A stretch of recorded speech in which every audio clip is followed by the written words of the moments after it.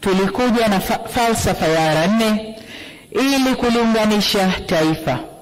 Serikali ilionyesha utayari wakati wote kuleta maridhiano ili kwa pamoja tuweze kujenga na kulitunza taifa letu.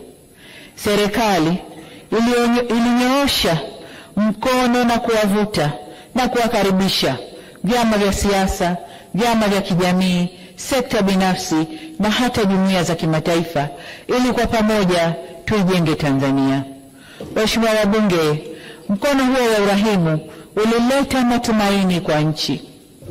Kabla ya baadhi ya wadau kuamua kuuachilia au kuuputa mkono huo, kwa kuwa wananchi wa Tanzania wamenipa ridhaa ya kuendelea kuongoza nchi hii, sitachoka kunyoosha tena mkono wa maridhiano.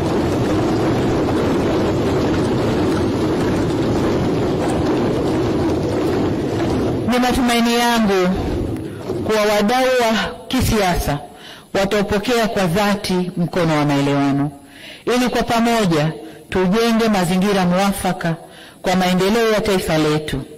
Tutajifunza kutokana na makosa na mapungufu ya taasisi zetu za kidemokrasia.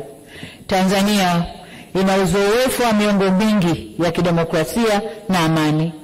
Tanzania ina demokrasia iliyokomaa.